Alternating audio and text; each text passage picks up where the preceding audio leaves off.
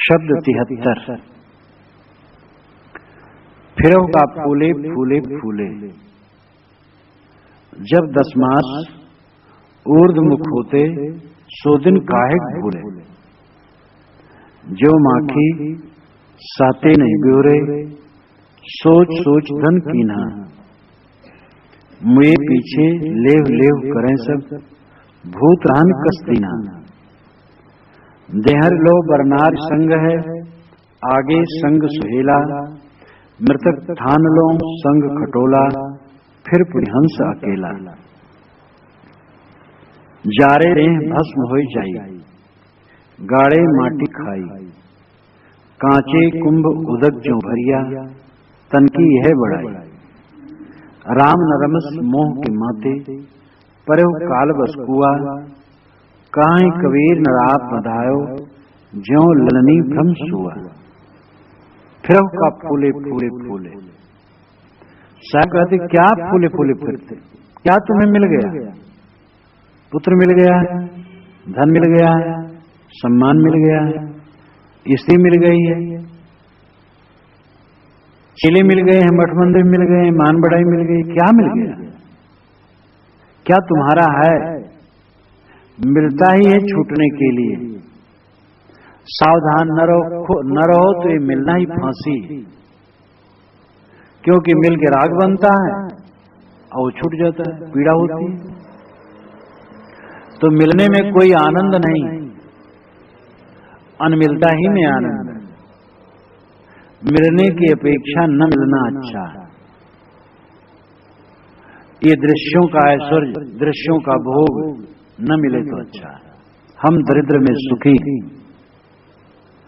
श्री पूर्ण साहब कहते हैं हम दरिद्र में सुखी। संपत्ति सो दुखमान, भोजन भिक्षा अन्न को अनदियन जलपान। तो साधक को चाहिए कि वह फूला फूला न फिरे। क्या मिला? जो मिला वो झूठ, सबका सब झूठ। एक बूढ़ा आदमी सोचे, उसकी जवानी, उसके वैवाहिक दिन, उसकी सुहाग रात, उसकी पत्नी की अंगलालित माधुर्य, कोमल वाणी, आज वो सब कहां? इससे बूढ़ी हो गई तो मर गई। और है भी तो जिसे देख करके स्वर्ग लगता था, उसे देख करके अब नरक लगता है। स्त्री पुरुष एक दूसरे को देखना भी नहीं चाहते। जो एक दूसरे को अपने हृदय में फाड़ के भर लेना चाहते थे, वही एक दूसरे को देखना नहीं चाहते। जो गले का हार था, वही गले की फांसी हो गया। कितना कच्चा है संसार। और ऐसे कच्चे संसार में मूढ़ मनुष्य डूबता है। कहां कहो इन नरन को जासो फूलत गात है। भरतेर जी कहते हैं इन मनुष्यों को कहां सुख विषयों में, जिससे इनका शरीर बहुत फूल रहा है।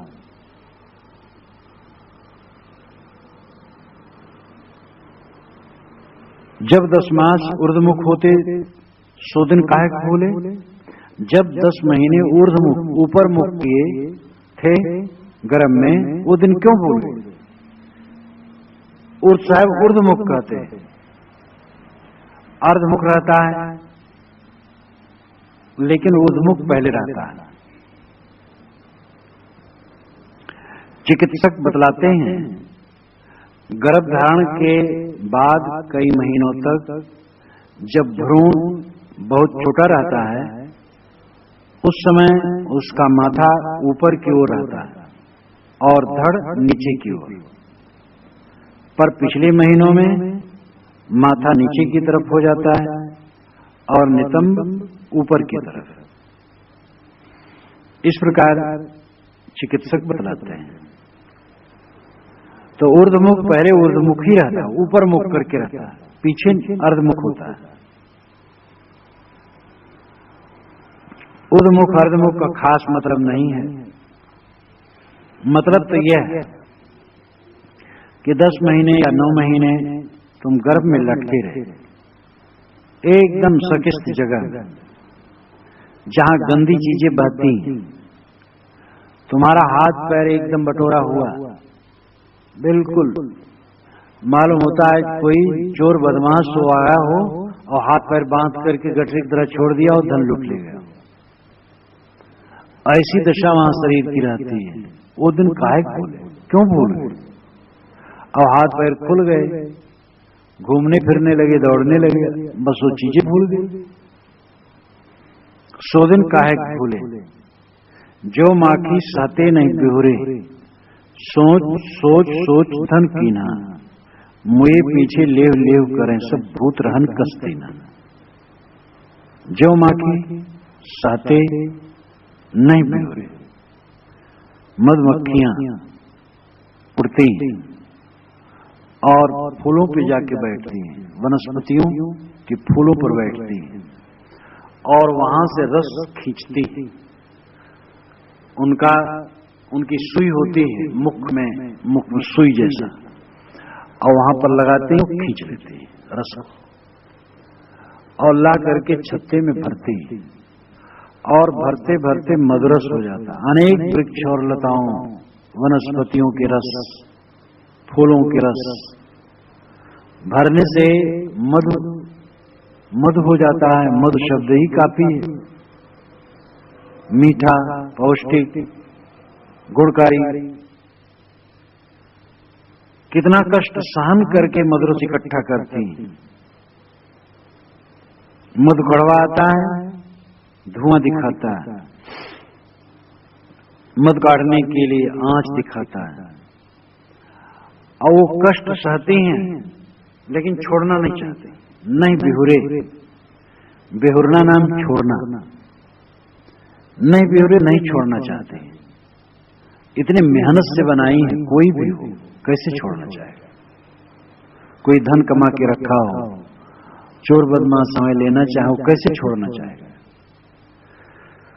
तो मक्खियां इतनी मेहनत करके मधुरस इकट्ठा की, मध कड़वा आया, आंच दिखाने लगा, अब बेचारी झुलस रही हैं, छोड़ना नहीं चाहती। जो माखी सहते नहीं बिहुरे, कष्ट सहते हुए भी नहीं बिहुरती, नहीं छोड़ती और जल मरती। सोच सोच धन कीना, यही दशा तुम्हारी है। तुम चिंता कर कर के धन इकट्ठा किए, एक एक कौड़ी बटोरे और मुए पीछे लेव लेव करें सब। मरने के बाद सब मैं लूंगा, मेरा हिस्सा है, मेरा हिस्सा है करके दौड़ते हैं। भूत रहन कसती ना, भूत नाम धन। ये धन को कैसे रहने दें? धन के ग्राहक बहुत है, कई जगह तो लाश पड़ी रहती है और भाइयों में लाठी खिंच जाते हैं। इतनी भी इज्जत नहीं रखते हैं कि पिताजी का दाह कर दे, तो उसके पश्चात जो होगा सो होगा। एक तो मर गया और दूसरा सोचता मैं भोगूंगा, वो नहीं समझता मैं भी मरूंगा। विवेक से काम लें। मरने के पीछे एक तो आदमी था, तो चांदी का रुपया रखा था घड़े में, तो वो गाड़े ही रहा और उसका उपयोग नहीं करता था। बस वो गाड़े रहे और वहीं सो, वहीं खाट डाले उसी कमरे में। जब बीमार हुआ और एकदम ऐसा हुआ करीबुल मौत, तो उसको खाट पर से उतारा गया। सांस चल रही थी, बोल रहा था, जान रहा था, तो कहा रुपया हमारा निकालो। लोग समझाएं पिताजी रुपया क्या करोगे? कहीं नहीं निकालो। अब खोदा गया, निकारा गया, तो अब वो घड़े में रहे। कहे जलखर में भरो। जलखर सूत का बनाया हुआ जालीदार झोला, जलखर कहते हैं, उसमें रुपया भरा गया। हमारे छाती पर रखा, छाती पर रखा, दोनों हाथ चिपका कर रो पड़ा। अब घड़े में रखता तो घड़े में कैसे वो स्पर्श होता? घड़े से तो घड़ा रहता, वो रुपए का स्पर्श हो नहीं पाता, तो चिपका करके रो पड़ा। छूट रहा है आज, कितना मूर्ख आदमी। और उसका उपयोग कर लिया होता तो अच्छा होता, उपयोग नहीं किया। ऐसे ऐसे मूड हैं। कितने लोग तो बस जमा करते हैं, जमा करते हैं। कितने तो साधु भी ऐसे होते हैं वो जमा करते हैं। तो जमा करके यहाँ भक्त तो यहाँ धर दिए, और फिर और कुछ जमा हो गया तो अमुक जगह धर दिए, बस धरते रहते हैं। अवंत में सो जाते हैं जहां कहां रह जाता है। और भक्त कोई कबूलने वाला है कि हमारे यहाँ रहा? कोई होगा हजारों में सैकड़ों में ऐसा ईमानदार भक्त, वो कबूले नहीं तो कबूलेंगे नहीं, और जहां का तहां रह जाता है। करोड़ों रुपए तीर्थों के नगरियों में, बैंकों में साधुओं के जमा है जो लवारिस हैं। साधु लोग जमा कर दिए, खाता खोला दिए, किताब रख दिए, किताब सदैव छाती से बांधे रहते हैं, यानी अपने पास रखते हैं। किसी को वसीयत नहीं लिखते हैं कि मेरे न रहने पर अमुक को मिलेगा, क्योंकि उनका धन है, दूसरे कैसे मिलेगा। बस वो बांधे रहते हैं, बांधे रहते हैं, और कहीं मर जाते हैं और उसका कोई वारिस नहीं। और करोड़ों रुपए तीर्थों के नगरों के बैंकों में लवारिस पड़े, फिर अंत में सरकार का हो जाता है। साधुओं को ये व्यामोह न होना चाहिए। आवागवा खर्च, साधु का मामला फर्ज, बस थोड़ा मोड़ा अपने जीवन गुजर के लिए रखे, बस खर्च करता रहे, व्यक्तिगत संपत्ति बटोरने की चेष्टा न रखे। संस्थान है, समाज है, मंदिर है, आश्रम है, तो सार्वजनिक संपत्ति हो, व्यक्तिगत संपत्ति बटोरने की चेष्टा न करें। और सार्वजनिक संपत्ति का उपयोग सार्वजनिक सेवा में होता है, वो भी नहीं कि सार्वजनिक संपत्ति बटोरने के लिए हो, सेवा के लिए हो। तो धन का अंतिम परिणाम क्या होगा? यही होगा, लूट। देहर लो बरनार संग है, आगे संग सुहेला, मृतक ठान लो संग खटोला, फिर पुरिहंस अकेला। देहर कहते हैं देहरी को, दरवाजे के चौखट के नीचे की जो लकड़ी होती है, देहर कहलाते हैं। और उसका लाक्षणिक अर्थ हुआ दरवाजा। देहरी पर आकर के स्त्री वहां तक लाश के साथ देहरी पर आती है, वो चौखट पर आती है दरवाजे की, क्योंकि पर्दे नशीन है, वो बाहर नहीं जाती। देहर लो बर नारी संग, वर नाम श्रेष्ठ, श्रेष्ठ साथी पत्नी तुम्हारी लाश के साथ दरवाजे तक जाएगी। आगे संग सुहेला, और आगे जुलूस में संग सुहेला जाएंगे। संग सुहेला नाम मित्रगण, जो प्रियजन है, सुहेला प्रियजन, वे संग में जाएंगे। मृतक ठान लो संग खटोला, मृतक ठान का मतलब है चिता, चिता भूमि अथवा कब्र, वहां पर खटोला जाएगा, खटिया टिकठी जाएगी, अर्थी जाएगी। फिर पुनः हंस अकेला, कितना मार्मिक वचन है। फिर पुनः हंस अकेला, फिर और पुनः, एक ही बात। इसलिए पुनरुक्त दोष लगता है, लेकिन पुनरुक्त दोष नहीं, यहां जोर डालने के लिए। जैसे कि देखो देखो तो कोई चीज बिगड़ने लगी तो जोर डाल, देखो देखो देखो, तो वो पुनरुक्त दोष नहीं, जोर डालने के लिए। ऐसे फिर पुनः अकेला, फिर और पुण्य का अर्थ एक ही होता है, लेकिन जोर डालने के लिए फिर पुनः अकेला। ये हंस अकेला ही चलता है, न शरीर साथ, न पत्नी साथ, न मित्र साथ, न अर्थी साथ, शरीर भी साथ नहीं, ये हंस अकेला चल जाता है। चेतन को भारतीय परंपरा में हंस कहते हैं, अहम सह। संस्कृत में कहते हैं अहम सह, मैं वह हूं जो मैं चाहता हूं, परमात्मा चाहता हूं, मोक्ष चाहता हूं, परमानंद चाहता हूं, वही मैं हूं, अहम सह। आ और विसर्ग उड़ जाने पर हंस बन जाता है। पहले अहम सह लिख लो, फिर शुरू का आ काट दो और पीछे का विसर्ग काट दो, तो हो जाएगा हंस। तो अहम सह, मैं वह हूं, इसका संक्षिप्त है हंस। हंस का मतलब मैं हूं, मैं शुद्ध चैतन्य हूं, मैं कृतार्थ रूप हूं। ये चेतन हंस अकेला चला गया। जारे देह भस्म हो जाई, गाड़े माटी खाई, कांचे कुंभ उदक जो भरिया तन की है बड़ाई।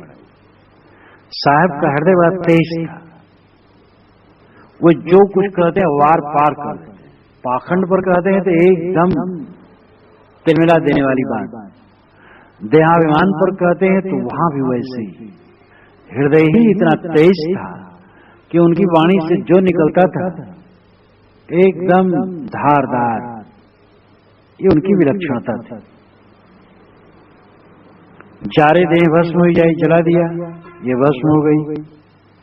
गाड़े माटी खाई, गाड़ दिया, मिट्टी ने खा लिया।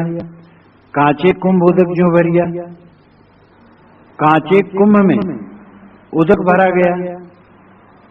कितना बढ़िया संस्कृत में शब्द है, कांचे कुंभ, अनुप्रास अलंकार, उदक पानी। मिट्टी के कच्चे घड़े में पानी भरा गया तो क्या होगा? पानी से घड़े की दीवार गल जाएगी और टूट जाएगा और पानी बह जाएगा। तन की यही बड़ाई, शरीर की ऐसी ही विशेषता, इतना कच्चा कि इसके जाने में देरी नहीं लगती। और इसका तुम्हें इतना अहंकार, फिर का फूले फूले फूले। राम नरमस मोह के माथे पर कालबस कुआ। अय मोह में उन्मत्त आदमी तो राम में नहीं रमता है, देह में रमता है, भोगों में रमता है, विषयों में रमता है, मलिनता में रमता है। देह कूड़ा कचरा है और राम परम दिव्य, परम चैतन्य, परम शुद्ध, परम कल्याण में, जो सबके अंदर में चेतना है। ये चेतना भौतिक पदार्थों का गुण नहीं है। मिट्टी, पानी, आग, हवा को, या oxygen, hydrogen, nitrogen, phosphorus, radium इत्यादि को, भौतिक पदार्थों में चेतना गुण है ही नहीं। और भौतिक पदार्थों में चेतना नहीं है तो चेतना भौतिक पदार्थों के संयोग से कैसे आ सकती है? कांट, वुंड, विर्शो, रेमंड, वेयर, ये सब तार्किक भौतिकवादी अध्यात्मवादी बने। वुंड ने लिखा है कि मैं अपनी जवानी के प्रमाद में ऐसा कहा था और लिखा था कि शरीर से भिन्न स्वतंत्र आत्मा नहीं। और जब धीरे धीरे मैं इस निष्कर्ष पर आया कि जो जीव है, चेतन है, वो भौतिक पदार्थों का परिणाम नहीं हो सकता और चैतन्य स्वतंत्र द्रव्य है, तो मुझे ये बात रात दिन सालती थी और इस प्राप्त करने का मैं रास्ता खोजता था। और आज मेरी पुस्तक का दूसरा संस्करण हो रहा है। उनकी उम्र 50-60 के बीच में थी जब उनकी पुस्तक का दूसरा संस्करण होने जा रहा था और मैं अब अपने पाप का प्रायश्चित कर रहा हूं। उन्होंने उसको काटा और लिखा कि देह से भिन्न आत्मा है और चेतना एक स्वतंत्र गुण है जिसके लिए चेतन द्रव्य है। चेतन जो परिनिष्ठित जीव है, आत्मा है, और चेतना ज्ञान। तो ज्ञान और जीव दोनों एक ही है और वो उसके लिए परिभाषा और देना मुश्किल है। कैसे क्या कहा जाए, क्या रंग है, क्या रूप है, क्या आकार है? ज्ञान रूप है, ज्ञान रंग है, ज्ञान आकार है, ज्ञान क्रिया है, ज्ञान से ठोस है, ज्ञान का अखंड गोला है, ज्ञान मात्र, बस इतना ही कह सकते हो। अंधवेलायाम प्रतिपद्ये अष्टमस अच्युतमस प्राण संस्तमस। घोरांग्रस ने श्री कृष्ण को उपदेश देते हुए अंत ही कहा था। ये छांदोपनिषद में बात आई। अंधवेलायाम एतत्त्रयम् प्रतिपद्ये, अंत वेला के लिए इन तीन बातों का प्रतिपादन करना। अष्टमस, मैं अविनाशी हूं। अच्युतमस, मैं एक रस हूं। प्राण संस्तमस, प्राण से भी सूक्ष्म हूं। इतना हल्का, इतना फुल्का, हल्का गरुआ। जैन तौली साहब कहते हल्का और गरुआ भी तौलना मुश्किल है, बस सत्ता मात्र काफी है। अस्तित ब्रूतो अन्यत्र कथम तदुपलभ्यते, ये एक उपनिषद में आया है। अस्तित ब्रूतो अन्यत्र कथम तदुपलभ्यते है, ऐसा कहने वाले के अलावा उसकी उपलब्धि कहां होगी? कितना बढ़िया है। अस्तित ब्रूतो अन्यत्र कथम तद उपलभ्यते। अस्त है, इति यह, ब्रूतो कहने के बाद, कहने वाले के बाद, कथम कहो, उसकी उपलब्धि अलग कहां होगी? जो कहता है कि है, वो है अस्तित्व के अलावा जो होना है, हमारा अपना होना है, इसके अलावा और उसकी उपलब्धि कैसे होगी? अस्तित ब्रूतो अन्यत्र कथम तदुपलभ्यते। आगे भी कहा है यह कि है, ये अस्तित्व बोध बुद्ध से प्राप्त करो। उसके पश्चात तब साधना से संकल्पों को त्याग करके आत्म साक्षात्कार, तब प्रसीदत, एकदम शुद्धता की अवस्था आती है। मेरा अपना होना ही, मेरा अपना अस्तित्व ही जीव का होना, राम का होना, परमात्मा का होना है। अब इससे अधिक और प्रपंच की आवश्यकता है? कहां देखोगे? हृदय में देखोगे, हाथ में देखोगे, पैर में देखोगे? हृदय नहीं है, एक लाक्षणिक शरीर में रहता है देहोपाधि की दृष्टि से, और शरीर वरीर कुछ नहीं, वो शुद्ध चेतन मात्र है। देहोपाधि से शरीर में है, नहीं तो कुछ मतलब नहीं। शुद्ध ज्ञान मात्र, अत्यंत निर्मल, और यही स्वरूप है, और इस स्वरूप में विश्राम जीवन फल है। इतना उज्जवल ज्ञान दूसरा कुछ है ही नहीं। रमस मोह के माते परे काल बस कुआ, अय मोह में उन्मत्त इंसान, जिसके लिए तू मोह करता है वो पूरा का पूरा झूठा है, और उसमें उन्मत्त होकर के तो राम में नहीं रमता है जो प्यारा है। ये राम ही हमारा परम प्यारा है जो निस्वरूप है। कालवश कुआ, तुम काल के वश होकर के कुएं में पड़े हो। काल नाम कल्पना, मन की कल्पनाओं के अधीन होकर संसार के कुएं में पड़े हो। कहीं कबीर न आप बधायो जो ललनी भ्रमसुआ। साहब कहते आदमी ने आप बधायो, ये अपने आप को ही बधाया, कोई बांधा नहीं। जो ललनी भ्रमसुआ, ललनी बांस जिस पर ऊपर लगा देते हैं, पावदान पर पैर रखता है सुग्गा मिर्ची खाने के लिए, बस करके घूम जाते हैं, बस जोर से कर लेता, चे करने, समझता मुझे कोई पकड़ लिया। साहब कहते मूर्ख, तो लाल मिर्ची के लोभ से अपने आप को फंसा लिया और समझता कोई पकड़ लिया है।